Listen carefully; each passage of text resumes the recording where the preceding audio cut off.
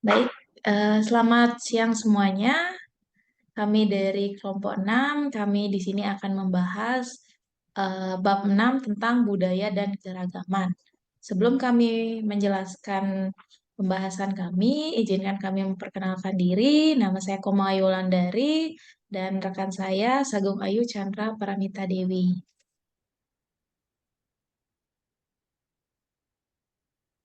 Berikut beberapa materi yang kami rangkum. Yang pertama itu ada mengetahui budaya dan bagaimana keragaman budaya. Kemudian yang kedua, mendefinisikan kelas sosial dan status sosial ekonomi. Kemudian yang ketiga, ada mengetahui ras, etnis, prasangka, diskriminasi, dan ancaman stereotip dapat mempengaruhi pembelajaran dan prestasi siswa di sekolah. Kemudian yang keempat, mengetahui perkembangan identitas gender, orientasi seksual, dan peran gender dalam pengajaran. Dan yang terakhir, mendefinisikan pendidikan multikultural dan menerapkan penelitian tentang keragaman untuk menciptakan ruang kelas yang kompatibel secara budaya. Oke, selanjutnya akan dilanjutkan oleh rekan saya. Oke, next. Baik, di sini saya akan melanjutkan presentasi kali ini. Yang pertama, kita akan membahas tentang keanekaragaman budaya Amerika. Ada banyak definisi tentang budaya. Sebagian besar mencakup hal berikut, seperti pengetahuan, keterampilan, aturan, norma, praktik, tradisi, definisi diri, lembaga yang mencakup tentang pendidikan, hukum, komunal, agama, politik, dan lain-lain. Kemudian ada bahasa, nilai, dan membentuk dan memandu keyakinan serta perilaku dalam kelompok orang tertentu, serta seni, sastra, cerita rakyat, dan artefak yang diproduksi dan diwariskan ke generasi berikutnya. Kelompok membangun program budaya untuk hidup dan mengkomunikasikannya kepada anggota. Kelompok dapat didefinisikan berdasarkan wilayah, etnis, agama, ras, jenis kelamin, kelas sosial, atau garis lainnya. Kita masing-masing adalah anggota dari banyak kelompok. Jadi, kita semua yang berbeda. Next. Oke, di sini disebutkan budaya ini diibaratkan seperti gunung es. Jadi, sama seperti sebagian besar gunung es. Seperti yang kita tahu teman-teman ya, jadi gunung es itu yang terlihat hanyalah ujung atasnya saja. Jadi bagian bawahnya itu tidak terlihat. Nah, di sini didefinisikan budaya itu persis seperti gunung es di mana yang hanya terlihat, saya contohkan pada buku yang kita gunakan, yang sering muncul itu adalah seperti bahasa, kemudian memasak dan makanan, kemudian ada literatur, ada musik, terus ada kebiasaan, ada liburan yang sering dilakukan oleh masyarakat kita. Dan ternyata di bawah itu yang tidak muncul ke permukaan seperti pemahaman tentang dunia alam, definisi kegilaan, konsep keadilan, kejujuran, konsep kebersihan, sifat persahabatan, dan banyak lagi. Next.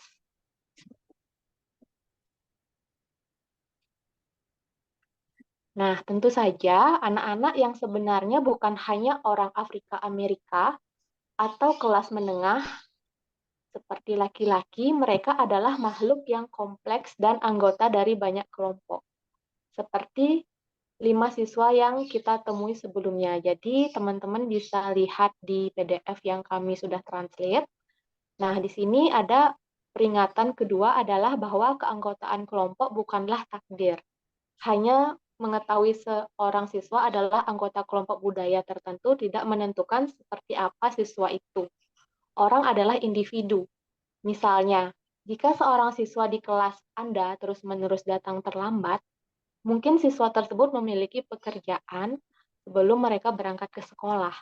Harus berjalan jauh mungkin, atau memiliki tanggung jawab yang mengantar adiknya ke sekolah seperti cerita dalam buku yang kita gunakan, atau bahkan dia takut sekolah. Next.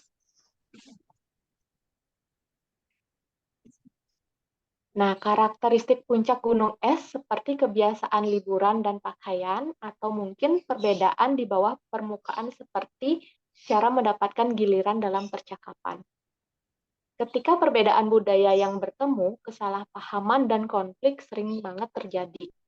Konflik ini dapat dinilai dan kompetensi budaya digunakan untuk menentukan perilaku yang dianggap normal atau pantas di sekolah. Dalam kasus ini, anak-anak yang telah disosialisasikan dalam budaya yang berbeda dapat dianggap bertindak tidak tepat, tidak mengikuti aturan atau bersikap kasar dan tidak sopan.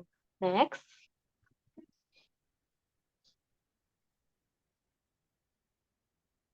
Meskipun demikian, sebagian besar peneliti akan setuju bahwa kelas sosial adalah salah satu dimensi budaya yang paling berarti dalam kehidupan masyarakat.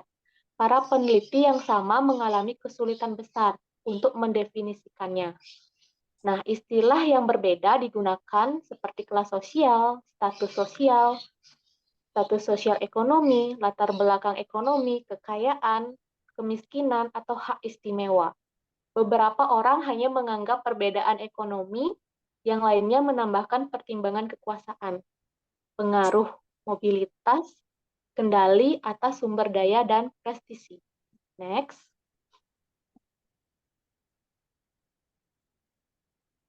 Oke, dalam masyarakat modern, tingkat kekayaan, kekuasaan, dan prestisi tidak selalu konsisten.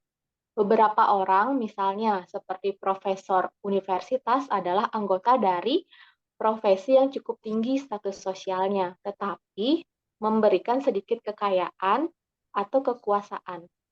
Orang lain memiliki kekuatan politik, meskipun mereka tidak kaya, atau mereka mungkin menjadi anggota elit sosial di kota.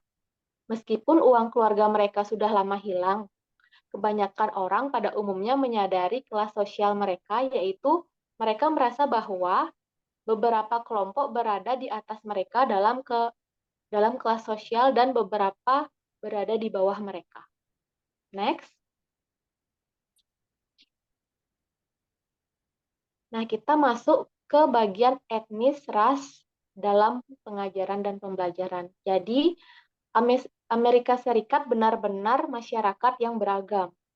Pada tahun 2023, hampir 2/3 populasi usia sekolah akan menjadi orang Afrika Amerika, Asia, Latino, atau dari kelompok etnis lainnya. Next.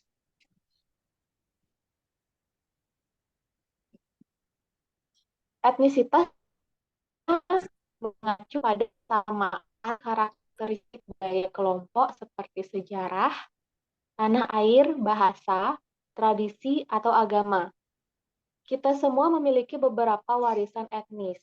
Apakah latar belakang kita adalah Italia, Ukraina, Hmong, Cina, Jepang, Navajo, Hawaii, Puerto Rico, Kuba, Hongaria, Jerman, Afrika, atau Irlandia? Ras adalah label yang ditetapkan orang pada diri mereka sendiri dan orang lain berdasarkan penampilan dan dianggap penting oleh anggota masyarakat, seperti warna kulit, tekstur rambut.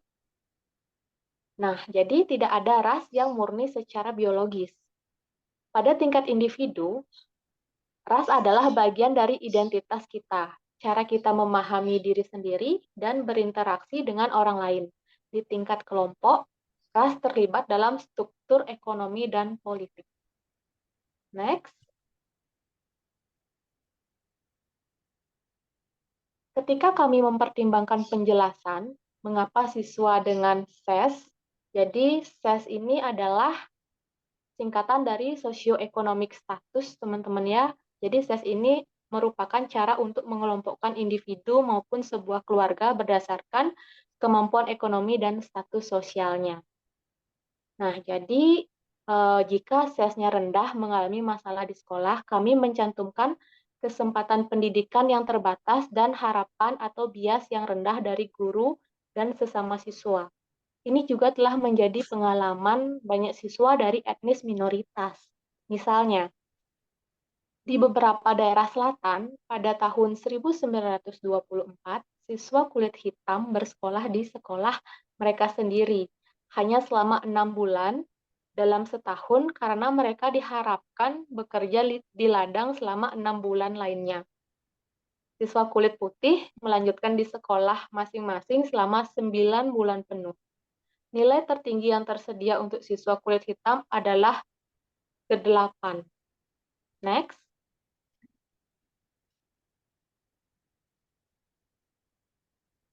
Nah, kita lanjut ke bagian apa itu prasangka.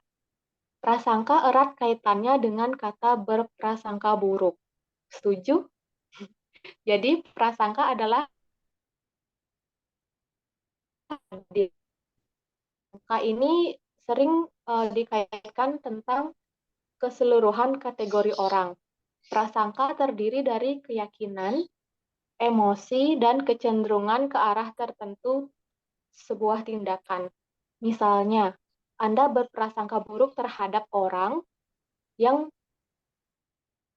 jika menurut Anda mereka malas, nah ini berupa keyakinan, merasa jijik, ini berupa emosi, dan menolak berkencan dengan mereka. Ini tindakan dari turutan yang berupa dari keyakinan, emosi, dan hasilnya tindakan. Jadi prasangka bisa positif atau negatif. Nah, di sini Anda dapat memiliki keyakinan irasional positif maupun negatif tentang suatu kelompok. Tetapi, istilah tersebut biasanya mengacu pada sikap negatif. Sasaran prasangka dapat didasarkan pada ras, etnis, agama, politik, lokasi geografis, bahasa, orientasi seksual, jenis kelamin, atau penampilan. Next. Nah, kita lanjut ke pembahasan ancaman stereotip. Nah, di sini ancaman stereotip adalah di mana kekhawatiran tentang konfirmasi stereotip. Nah, di sini ide dasarnya adalah bahwa ketika individu berada dalam situasi di mana stereotip berlaku, mereka menanggung beban emosional dan kognitif ekstra, kemungkinan mengkonfirmasi stereotip, baik di mata orang lain atau di mata mereka sendiri. Jadi, ketika anak perempuan diminta untuk memecahkan masalah matematika yang rumit, atau orang Afrika Amerika mengambil SAT, nah di sini SAT adalah SAT ini merupakan singkatan dari Scholastic Aptitude Test, yaitu di mana ini merupakan salah satu ujian penting universitas di Amerika Serikat dan di negara lain ya, teman-teman. Jadi lanjut, misalnya, mereka berisiko membenarkan stereotip yang dipegang secara luas bahwa anak perempuan lebih rendah daripada anak laki-laki.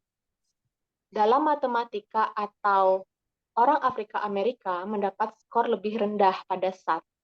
Nah, di sini individu tidak perlu mempercayai stereotip tersebut.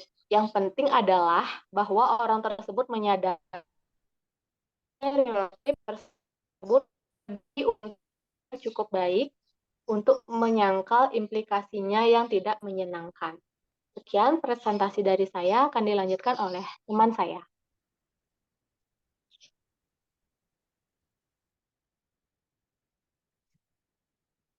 Baik, saya akan melanjutkan presentasi dari teman saya, yaitu gender dalam pembelajaran dan gender dalam pengajaran dan pembelajaran. Sebelum kita lanjut ke materi, di sini saya akan sedikit menjelaskan tentang kata jenis kelamin. Jadi kata ini biasa mengacu pada sifat dan perilaku yang menurut budaya tertentu pantas untuk pria dan wanita. Jadi identitas individual dalam hal gender dan jenis kelamin memiliki 3 komponen, yaitu identitas gender, orientasi seksual, dan perilaku gender. Contohnya, misalkan seorang wanita mungkin mengidentifikasi dirinya sebagai perempuan atau identitas gender, tetapi berperilaku dengan cara yang tidak konsisten dengan peran gendernya, atau bermain sepak bola atau gulat. Dan mungkin heteroseksual, biseksual, atau homoseksual dalam orientasi seksualnya. Jadi identitas seksual adalah konstruksi keyakinan, sikap, dan perilaku yang rumit. Kemudian di sini ada tahapan mencapai orientasi seksual. Orientasi seksual adalah tentang perasaan tertarik, mekanisme internal yang mengerahkan seksual seseorang kepada perempuan, laki-laki, atau keduanya, mungkin dengan derajatnya yang berbeda-beda. Kemudian di sini untuk tahapannya itu tahapan pencapaian orientasi seksual bagi mahasiswa gay dan lesbian juga dapat mengikuti pola dari ketidaknyamanan, kebingungan, hingga penerimaan. Beberapa peneliti berpendapat bahwa identitas seksual tidak selalu permanen dan dapat berubah selama bertahun-tahun.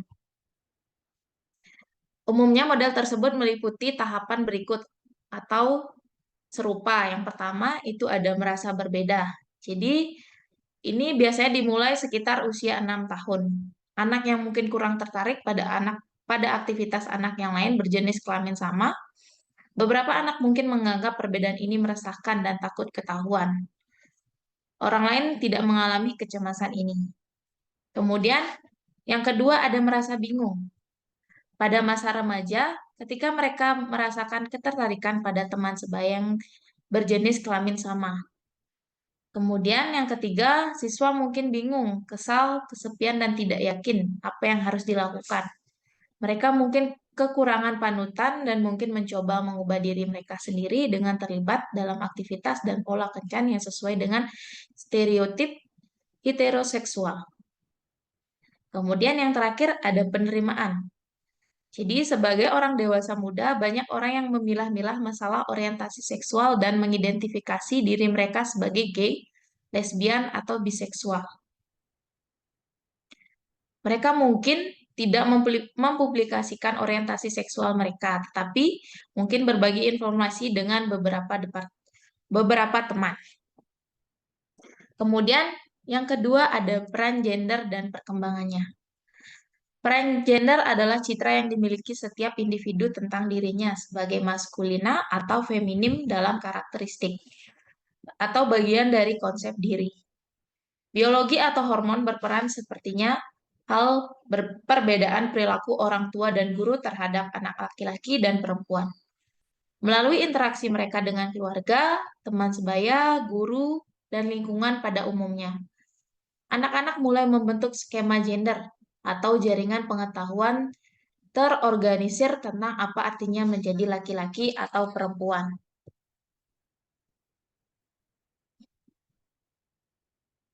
Kemudian selanjutnya ada bias gender. Jadi, dalam buku anak-anak ada lebih banyak laki-laki dalam judul dan ilustrasinya, dan tokoh-tokohnya terutama laki-laki. Terus berperilaku stereotipikal. Karakter perempuan terkadang lintas peran gender untuk menjadi lebih aktif, tetapi karakter laki-laki jarang menunjukkan sifat ekspresif yang feminim. Beberapa representasi gender yang berlebihan juga ada dalam iklan televisi. Guru lebih banyak berinteraksi dengan anak laki-laki, baik secara positif maupun negatif. Akhir-akhir ini, beberapa pendidik mengklaim bahwa sekolah tidak mendukung anak laki-laki dan ruang kelas sesama jenis telah diusulkan sebagai jawaban. Kemudian di samping ada teori skema gender. Yang pertama itu ada keyakinan masyarakat tentang ciri-ciri. Kemudian ada jenis kelamin. Kemudian ada informasi sosial, perhatian, memori, dan lain-lain. Itu mempengaruhi pemrosesan.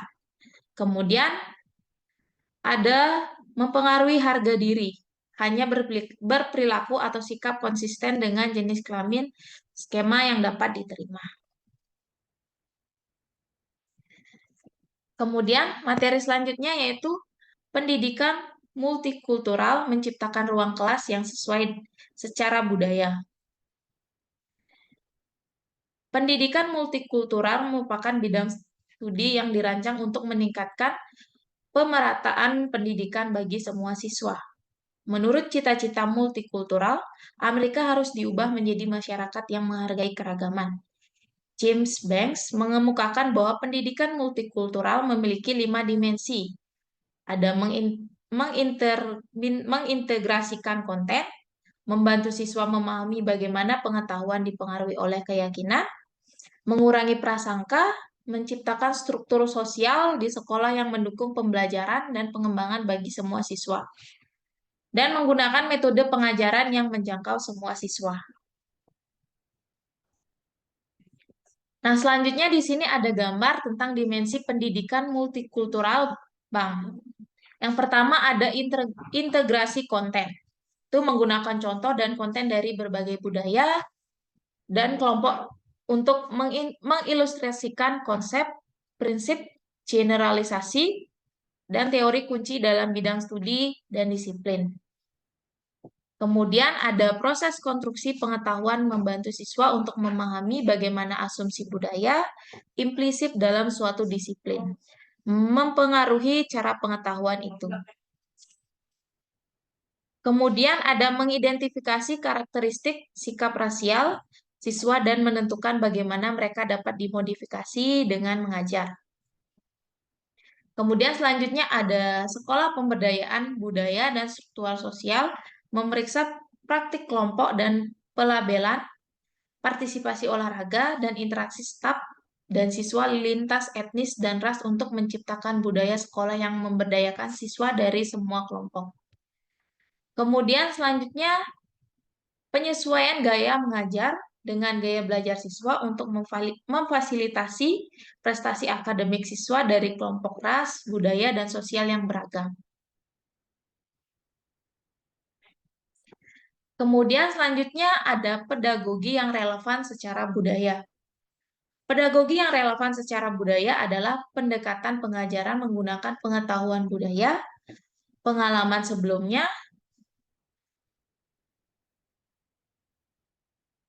kerangka acuan, dan gaya belajar siswa yang beragam etnis untuk membuat pertemuan belajar lebih relevan dan efektif bagi mereka. Itu mengajarkan kepada dan melalui kekuatan para siswa ini.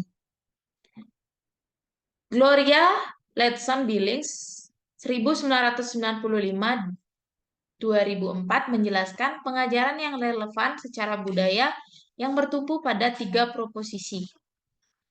Siswa harus mengalami keberhasilan akademik, mengembangkan atau mempertahankan kompetensi budaya mereka, dan mengembangkan kesadaran kritis untuk menantang status quo.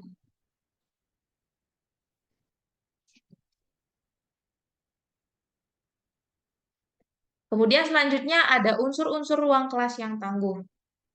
2 helaian elemen mengikat siswa ke komunitas kelas mereka. 1 untayan menekan self-agensi siswa. Kapasitas mereka untuk menetapkan dan mengejar tujuan. Ini termasuk akademi self-efficacy, kontrol diri, dan penentuan nasib sendiri. Untai kedua menekan kepedulian dan hubungan yang terhubung dengan guru, teman sebaya, dan rumah. Oke, selanjutnya akan dilanjutkan oleh teman saya.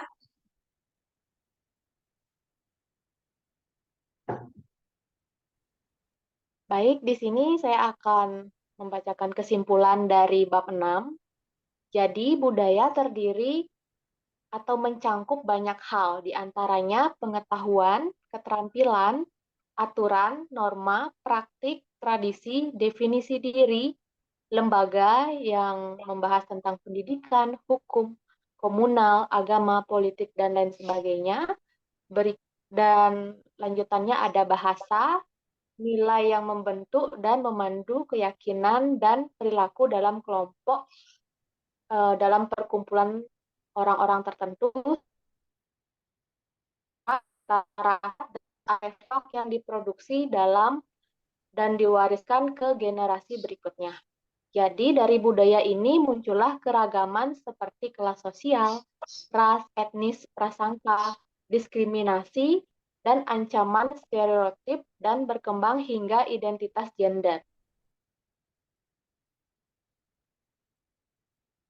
Nah, jadi sekian presentasi dari kelompok kami. Jika ada salah kata atau ada materi yang kurang, kami mohon maaf, dan bila ada kritik ataupun saran, kami mohon saran dari Bapak Bapak dosen dan teman-teman. Jika ada yang ingin ditanyakan, kami persilahkan. Terima kasih.